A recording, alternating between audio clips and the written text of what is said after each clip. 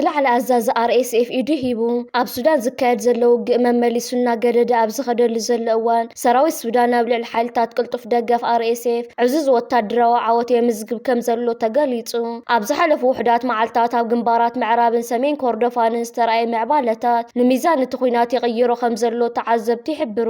ብመሰረት ካብ ወታደራዊ ምንጭታት ዝተረኸበ ሓበሬታ ሓደ ካብቶም ጸለውቲ ኣዘዝቲ ሓይልታት ቅልጡፍ ደገፍ RSF ዝኾነ ዓሊ ዓብዱል ጀሊል በከር ንሰራዊት ሱዳን ኢዱ ሂቡ። እዚ ኣብ ምዕራብ ኮርዶፋን ዝለዓለ ሓላፍነት ዝነበረ ኣዛዚ ምስ ብርክት ዝበሉ ሰዓብቲ ብምዃን ናብ ሰራዊት ሱዳን ተጸንቢሩ ኣሎ። እዚ ስጉምቲ እዚ ንሓይልታት ዳዕመል ሰሪዕ ዓብዪ ወታደራውን ሞራላውን ክሳራ ከም ዝኾነ ይግለጽ። ሰራዊት ሱዳን ኣብ ዘካየዶ ስሩዕን ዝተወደበን መጥቃዕቲ ንግዛእ ሰሜን ኮርዶፋን ዳርጋ ሙሉእ ብሙሉእ ኣብ ትሕቲ ቁፅጽር ኣትይዎ ኣሎ። እዚ ስትራቴጂካዊ ቦታ እዚ ንመስመራት ቀረብ RSF ንምቑራጽን ናብ ርእሲ ከተማ ካርቱም ንምግስጋስን ወሳኒ ተራ ዘለዎ እዩ። ሕሚቲ ሰራዊቱ ኣብ ከቢድ ጸቕጢ ከም ዘሎ ዝተረድአ ኣዛዚ ሓይልታት ቅልጡፍ ደገፍ ጀነራል መሐመድ ሓምዳን ዳጋሎ ናይ ተስፋ ምቑራጽ ዝመስል ተሪር መግለጺ ሂቡ ኣሎ። ሕሚት ኣብ ዘመሓላለፎ መልእኽቲ ካብ ሎም እንድሓር ድቃሳይ ክህሉን እዩ። እዚ ጉዳይ ህልውና እዩ ወይ ንስዕር ወይ ህላወና ይቋርጽ ብምባል ደገፍቱ እስካብ መወዳእታ ክዋግኡ ጸዊዑ። እዚ መግለጺ እዚ RSF ኣብ ከቢድ ወታደራዊ ስዕረት ወዲቑ ከም ዘሎ ዘመልክት ምዃኑ ተንተንቲ ይገልጹ። ብዕለት 25 ሓምለ ሰራዊት ሱዳን ንከተማ ምሳይላን ከባቢያን ካብ ሓይልታት RSF ነጻ ድሕሪ ምውጽኡ ትማሊ 27 ሓምለ ኣቦ ወንበር ሉላዊ ቤት ምኽርን ላዕለዋይ ኣዛዚ ሰራዊትን ጀነራል ዓብደልፋታሕ አልቡርሃን ኣብታ ከተማ ተረኺቡ። ጀነራል አልቡርሃን ምስ ኣዘዝቲ ሰራዊትን ህዝቢ እቲ ከባቢ ናብ ዝገበሮ ርክብ ንጅግንነት ሰራዊቱ ንኢዱ ሱዳን ብጀጋኑ ደቃ ክትሕሉ እያ ዝበለ ኮይኑ እቶም ሃገር ንምፍራስ ዝመፁ ሽበራውያን ድማ ቦታ ኣይክህልዎምን ብምባል ኩናት ሱዳን ብዓወት ሰራዊት ይዛዘም ከም ዘሎ ኣበሲሩ።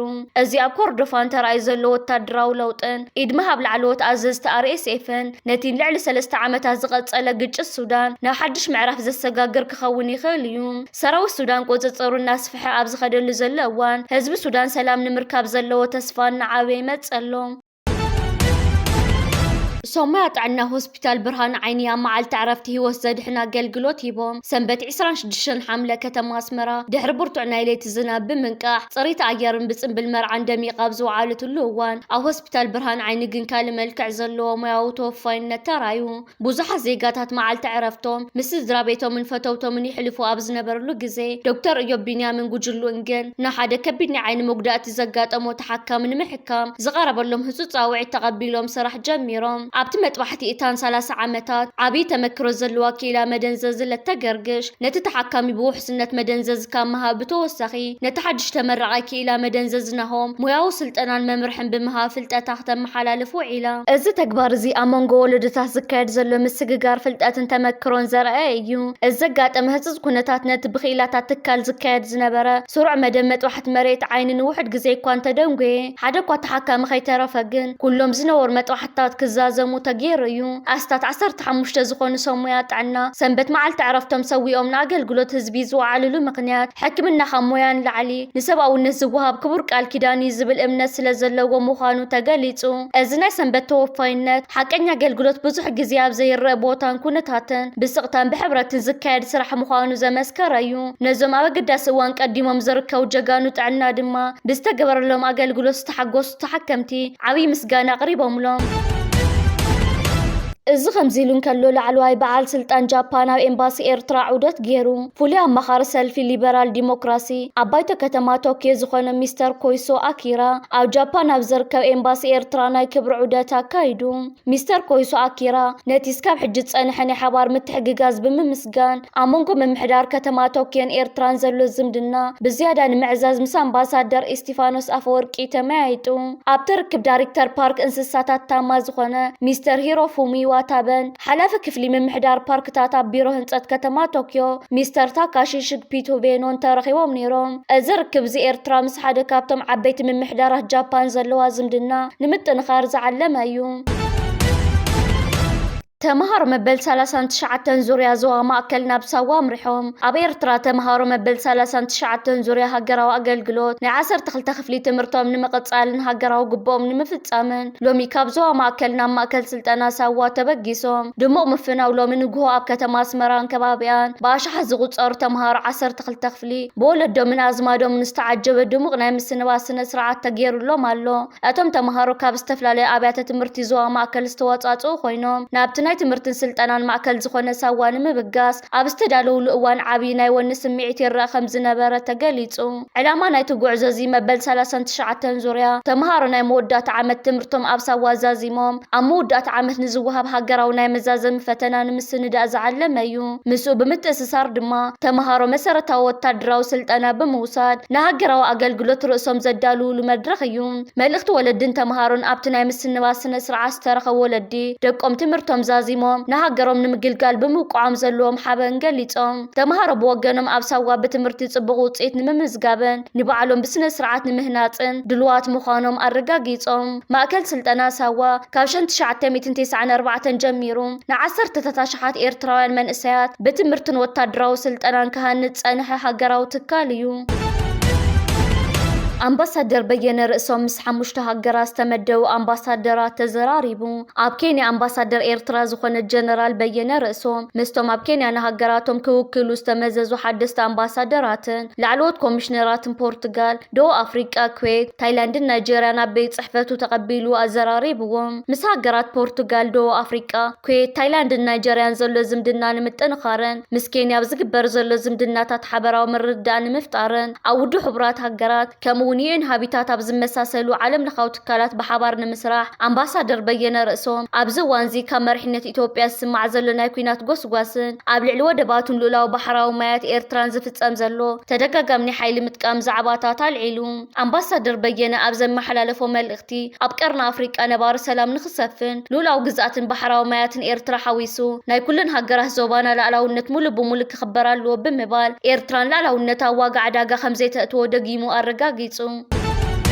ህንዲ ንኤርትራ ተርከበን ሃገራት ኣፍሪቃ ቪዛ ክትፈቅድን ከላ ንኢትዮጵያ ከልኪላታ። መንግስቲ ህንዲ ንኤርትራ ተርከበን 32 ሃገራት ኣፍሪቃ ናይ ኤሌክትሮኒካዊ ኣገልግሎት ቪዛ ክረኽባ ክፈቅድን ከሎ ንዜጋታት ኢትዮጵያ ግን ተጠቀምቲ ናይዚ ኤሌክትሮኒካዊ ቪዛ ንኸይኾኑ ከም ዝተኸልከሉ ኣብቲ ዝወፅእ ሓበሬታ ተገሊጹ።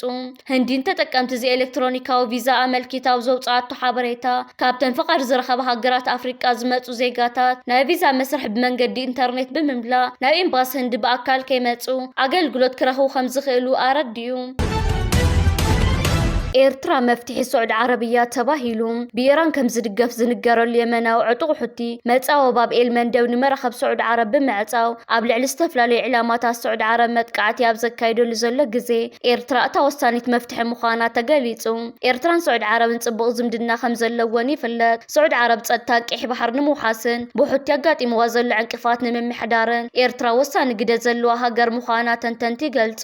እስትራቴጂካዊ ኣቀማምጣ ኤርትራ ጥቃ የመና መጻወ ባብኤል መንደብ ምዃኑ ስዑድ ዓረብ ኣጋጢምዋ ዘሎ መከራ ንምስጋር ግደ ኤርትራ ልዑል እዩ። ስዑድ ዓረብ ዝተፈላለዩ ቀጻልን ኣቀራርባን ዘለዋ ዞባዊ ኪዳን ወታደራዊ ቅርጺ ብተዘዋዋርን ስጋኣታት ክትብድህ ዘኽእል ታሕቲ ቅርጺ ከም ዘለዋ ዝሕብሩ ተዓዘብቲ ምስ ናይ ኤርትራ ኣቀማምጣ ክምልከትን ከሎ ግን ፍሉይነት ከም ዘለዎ የብርሁ። ቆጠባውን ታሕቲ ቅርጻውን ክሳራታት ኣብ ግምት ብምእታው ስዑድ ዓረብ ተጻባእታ ክትቆጻጸር ከምኡውን ንዘጋጠመ ሓደጋ ክትምልስ ኤርትራ ሃገራዊ ድሕነት ስዑድ ዓረብ ዓብይ ተራ ክትጻወት ከም ትኽእል ተዓዘብቲ ገልጹ።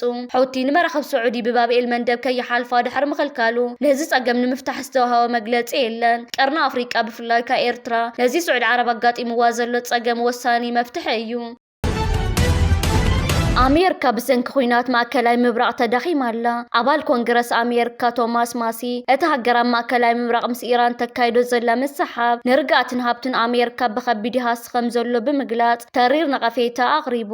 እቲ ካብ ክፍለ ሃገር ኬንታኪ ዝተመረጸ ሪፓብሊካዊ ኣባል ኮንግረስ ኣብ ማሕበራዊ ሚድያ ኤክስ ኣብ ዘስፈሮ ጽሑፍ ኣሜሪካ ምስ ኢራን ብትገብሮ ዘላ ኩናት ምኽንያት ኣዝያ ተዳኺማላ ክብል ንፖሊስ ወጻእቲ ሃገር ነቒፉ። ቶማስ ማሲ ኣብቲ ዘቕረቦ ነቐፌታ እቲ ምምሕዳርን ረብሓ ረብሓታት እስራኤል ቀዳምነት ብምሃብ ሃገራዊ ረብሓታት ኣሜሪካ ዕሽሽ ይብል ከም ዘሎ ኣመልኪቱ ዓቕሚ ምክልኻል ሚሳኤል ኣሜሪካ ብምውዳዱ ሃገራዊ ድሕነት ኣብ ስጋት ከም ዝወደቐ እስትራቴጂካዊ መኽዘን ነዳዲ እቲ ሃገር ከም ዝነፀፈ እቲ ግጭት ናህር ዋጋታት ጠንቂ ከም ዝኾነን ሃገራዊ ዕዳ ኣሜሪካ ንኽውስኽ ከም ዝገበረን መንግስቲ ኣሜሪካ ንውሽጣዊ ድሌታትን ፀገማትን ዜጋታቱ ዕሽሽ ብምባል ቢልዮናት ዶላራት ኣብ ናይ ወፃኢ ኩናት ይውድእ ከም ዘሎ ገሊጹ እዚ መግለፂ ቶማስ ማሲ ኣብ መንጎ ፖለቲከኛታት ኣሜሪካ ብዛዕባ እቲ ንእስራኤል ዝወሃብ ዘሎ ወታደራዊ ሓገዝን ሳዕቤኑ ኣብ ልዕሊ ቁጠባ ኣሜሪካን ዘሎ ክትዓብ ዝለዓለሉ ዘሎ እዋን ዝመፀ እዩ። ማሲ ኣሜሪካ ካብ ኣህጉራዊ ግጭታት ኢዳ ብምእካብ ኣብ ውሽጣዊ ጉዳያት ጥራይ ክተትኩር ዝፀውዕ ፖለቲከኛ ምዃኑ ይፍለጥ።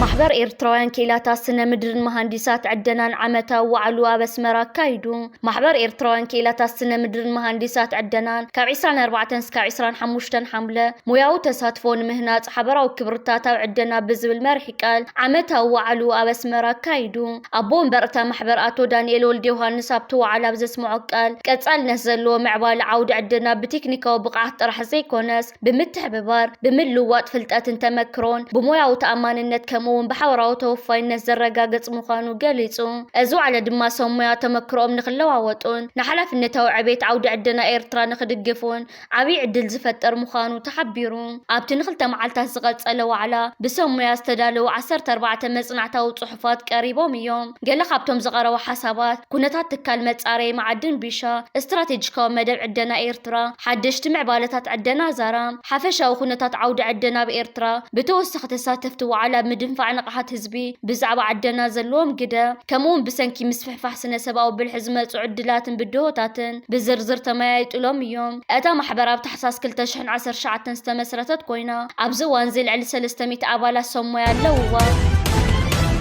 قدما منستر بنيامين نتانياهو مس دونالد ترامب نمزتاينا واشنطن امرحوم قدما منستر اسرائيل بنيامين نتانياهو مس بريزيدنت امريكا دونالد ترامب العلواي درجه زته نمكياد نا واشنطن قصوم يمرحو خمزلو تغليصو امونكو خلتي مرحتا بزكايد مخكر زباو دحنت ماكلاي مبرقن اتمس ايران تاساسيرو زلو مسحابن قندي اجنداتات كوينوم كقرو تصبيتي جبر بمسرح زوصو حبريتاتات نتانياهو ا واشنطن ابزغبرو وصانحيت امريكا بلعل تهران تكايدو زلا وتادراو صغتي احيلا خدقصللو كحات يوم بتوسخ نتفتات نايتون بإيران زدقفو كان بعل حزب اللحظة مسل عطقات جلتات نمكتا زقبر زلو صعرن خقالات افصاوعيت كم زغرو تملكيتلو ازم بصح نتانياهو زكايد زلو ابزوا ماكلاي مبرق زلو وتادراو جيوبوليتيكاون وطرات ابزل على ارزو بصحلو ابزل اوانيو ركب كلتيوم مراحتي نتي ابتزبا زلو تافاف خونتات مغيار عبي قدك هلو يخيلي زبل قمتالو أبسو قطعن كبابيان زكايد زلو سفيح وطادراو من قصغاس حدش وطرات يلعاعل هلو أبسو قطعن زريان زركبو خبابتات سراوت بلصقنا ببزح صوارن وطادراو قرباتن يراقف كم زلو كابتبوتا زوصو حبريتاتا ملكيتوم ازنا وسنات تقراي تصقع زلو وطادراو حيلي أبتزوبا حدش ناي سقاتن وطره دمنا خمزن تسألالو يقلت ألو بمسارتتهم منشتات از من قصغاس زينة تدرو تأفاف خوين زلو ركب منقست فيدرالن تقراين زيادة بموطار نتزوانا حدش ناي كوينا سقات كيتو عبي سقات فتيرو يركب ازي اب استراتيجيكاو بوتاتا زكايد زلو مئكاوات وارن متصقع وتادراو حيلن نسلا من رقاتن اتزوبا اب تحت حدقا اتو خمزلو تعذبتي يحبرو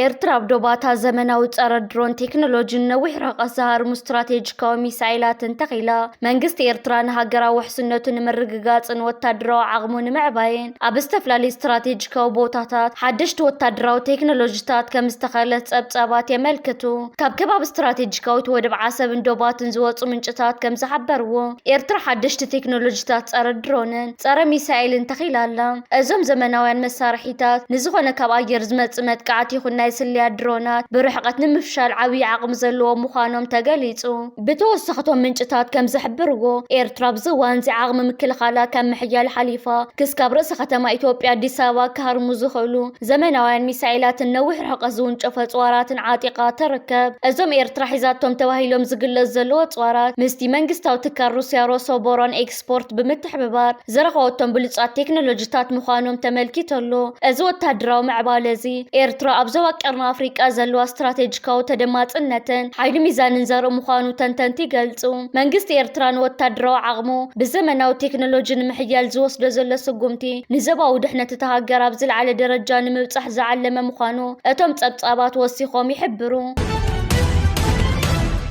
كيلاتات كفل ባህልን ስፖርትን ዞባ ደቡብ ኣብ ንኡስ ዞባ እምነ ሓይሊ ፍሉይ ስሙ መዓላ ረሓብ ዝተባሃለ ከባቢ ኣብ ዘካየድዎ ስነ ጥንታዊ ኩዕታ ኣዝዩ ኣገዳሲ ታሪካዊ ቅርስታት ከም ዝረኸቡ ኣፍሊጦም። ኣብዛ ወርሒ ሓምለ ዝተኻየደ መጽናዕታዊ ኩዕታ ጥንታዊ ምዕባለታት ሰራሓት ካይላ ዝተፈላለዩ ዓይነታት ባጤራታት ጥንታውያን መቓብራትን ካልኦት ንታሪክ እቲ ከባቢ ዝገልጽ ኣቑሑን ተረኺቦም ኣለዉ። ኪላ ስነ ጥንቲ ዶክተር አብርሃም ዘርኣይ ብዛዕባ ዘረኸበት እዚ ኣብ ዝሃቦ መግለጺ እዚ ረኽበት እዚ ክርስትና ናብ ኤርትራን ኣፍሪቃን ቅድሚ ምእታው ቅድሚ 1700 ዓመታት ዝነበረ ጥንታዊ ስልጣነ ዘንጸባርቕ ኣዝዩ ኣገዳሲ ታሪካዊ ምልክት ምዃኑ ገሊጹ። ዶክተር አብርሃም ወሲኹ ከም ዝሓበሮ ዕድመት ዝተረኸበ ቅርስታት ብልክዕ ንምፍላጥን ዝያዳ ዝርዝራዊ ሓበሬታ ንምእካብን ተወሳኺ ሳይነሳዊ መጽናዕቲ ክካየደሉ እዩ። እዚ ሓድሽ ርኽበት እዚ ንጥንታዊ ታሪክን ስልጣነን ኤርትራ ብዝበለጸ ንምርዳእ ዓብዪ ኣበርክቶ ከም ዝህልዎ ገሊጹ። ጻዕዳስ ይነብሕ እምበር ኣይነክስን ኢልዎ ኢሳያስ ኣፈወርቂ نحنا نبعنا بزوم صعد زيوم دات شورنا نقمت تخوينا نعنا زي كون كدقفو نخلل تجرايس إثيوبيا نهاجر يوم كدقفو رقصناي ندحرنا هاجر زدقفو وينم نحنا تما حزينا ينزل لنا عدتات قرابتنا مسال كسرح زخل سرحتي خنسرح لنا ኣብዚ ፖለቲካዊ ውጥረታትን ወታደራዊ ጎንፅታትን ንዞባና ዝፈታተነሉ ዘሎ እዋን ካብ ማዕሙቕ ልቢ ህዝቢ ኤርትራ ዝፍልፍል ሓቀኛን ንጹህን ድምፂ ኣሎ። እዚ ድምፂ እዚ ድምፂ ውግእን ምፍልላይን ዘይኮነስ ድምፂ ናይትን ዘመናት ዘለቐ ሰላም ሕውነትን ጎረቤትነትን እዩ። ዘይበታተኽ ሰረት ሕውነት እቲ ኣብ መንጎ ህዝብታት ኤርትራን ትግራይን ዘሎ ምትእስሳር ብፖለቲካዊ መግለፂታት ወይ ብግዝያዊ ረብሓታት ዝተሰረተ ኣይኮነን። ብኣንጻሩ ኣብቲ ዘይበታተኽ ናይ ታሪክ ባህልን ደምን ምትእስሳር ዝተሰረተ ጽኑዕ ተፈጥራዊ ድሌት እዩ። እዚ ሕውነት እዚ ካብቲ እዋን ሓዘን ዝተኸፈለ ንብዓትን ኣብ እዋን ሓጎስ ተጋወሐ ሰሓቕን ዝተወለደ ኮይኑ ንዝኾነ ይኹን ፈታኒ እዋናት ሰጊሩ ክቕጽል ዝኽእል ዓቕሚ ዘለዎ እዩ። መሪር ተመክሮ ውግእን ሳዕቤንን ህዝቢ ኤርትራ መዘዝ ውግእ ጠንቂቑ ዝፈልጥን ዝተረድአን ህዝቢ እዩ። ንብዙሓት ዓመታት ዝተኻየዱ ውግኣት ዘስዓብዎ ዕንወት ንጹህ ህይወት ኣሽሓት መንእሰያት በሊዑ ስድራ ቤታት ፈሓቢሉ ሃገራዊ ቁጠባ ድማ ኣብ ጸድፊ ከም ዝወድቕ ገይሩ እዩ። እዚ መሪር ተመክሮ እዚ ውግእ ብዘይካ ጥፋትን መሪር ሓዘንን ካልእ ፍረ ከም ዘይብሉ ንነብሲ ወከፍ ኤርትራዊ ተግባር ምሂርዎ እዩ። ስለዚ ድማ ኢሎም እቲ ሓቀኛ ድሌት ህዝቢ ነትን ውግእን ዕንወትን ዝውዕል ዝነበረ ጸጋታትን ጉልበትን መንእሰያት ናብ ልምዓት ትምህርቲ ጥዕናን ሓበራዊ ብልጽግናን ክቕየር ጽውዕ ዘሎ ንሰላም ዝዘርእ ህዝብታት ኤርትራን ትግራይን ኣብ ክንዲ ኣብ ዶባት ተፋጢጦም ዝነብሩ ዶባቶም ናብ ናይ ንግዲ ናይ ባህሊ ምልውዋጥን ናይ ዕቤትን መድረኽ ክቕየሩ ይባህጎም። ሰላም ማለት ንቁስሊ ዝፍውስ ንዝተበታተኑ ዘረኽብን ንዝመጽእ ወለዶ ድማ ውሕስነት ዝህብን ብሕታዊ መገዲ እዩ። እቲ ሓቀኛ ድሌት ህዝቢ ኤርትራ ምስ ኩሎም ጎረባብቱ ብፍላይ ድማ ምስቲ ብደምን ብባህልን ዝተኣሳሰሩ ህዝቢ ትግራይ ብሰላም ክነብርን ሓቢሩ ክብልጽግን እዩ። እዚ ባህጊ ድሌት ውሕዳት ዘይኮነስ ናይቲ ሰላም ዝናፍቕ ዘሎ ህዝቢ ሓበራዊ ድምፂ እዩ።